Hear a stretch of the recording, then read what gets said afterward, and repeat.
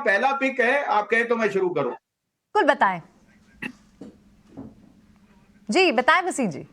तो देवयानी इंटरनेशनल, मैंने पहले भी कहा था 195 वाला, 190 वाला 230 हो गया। See, Devyani is the holding brand of Pizza Hut, Kentucky Fried Chicken and Costa Coffee, and जो अब आने वाला है Popeyes, which is going to be in the next 3 months।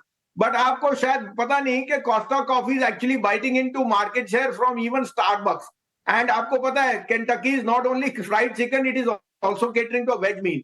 Millennial spending, साथ में घरों में जो जिस तरह का माहौल है, Zomato is hitting new highs because primarily out of these outlets. तो मुझे लगता है Devyani is a quality stock to own. मुझे इसका भाव 300 कम से कम दिखता है। That would be my top, one of my top picks in the Navratris, और इसमें आपको हर हाल में पैसे बनेंगे। शुरू करते हैं और ठीक है देवयानी इंटरनेशनल तो हो ही गया आज सर की से। तरफ से। बसीन साहब, आपके जो पीछे जो ग्लास में को दिख रहा है उस पर श्री चक्र लगे हुए हैं, वही है ना सर? मैं ठीक देख पा रहा हूँ? बिल्कुल बिल्कुल, आईएफएल की ये सिंबल है सर, श्री चक्र, के सब कुछ हो, धन समृद्धि और आपको पता है वैभव और आपके लिए ज्ञान।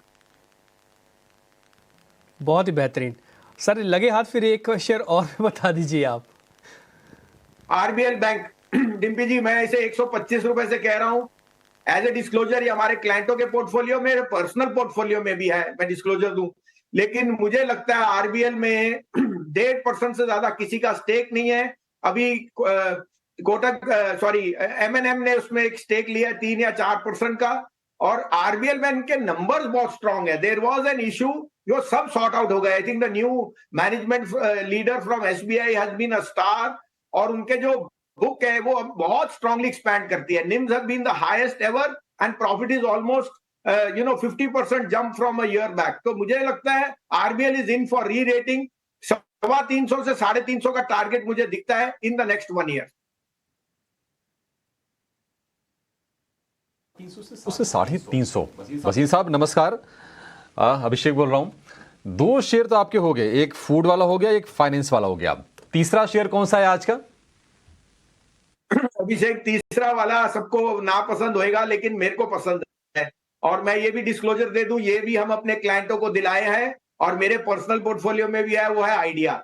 देखिए, सारी अनहोनी हो गई और सारा अब नेगेटिव न्यूज है ये वो, लेकिन 5G में पेनिट्रेशन, 2 AGR की रिकैलकुलेशन, 3 आरपूस का राइज, और 4 loss of numbers is now decreasing.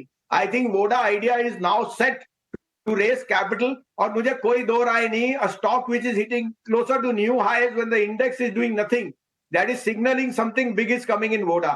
मैं सबको सलाह दूंगा, थोड़ा सा पैसा डालिए, बहुत ज्यादा नहीं, क्योंकि इसमें रिस्क रिवॉर्ड, लेकिन इसको दुगना होने में कोई मुझे आशंका नहीं है।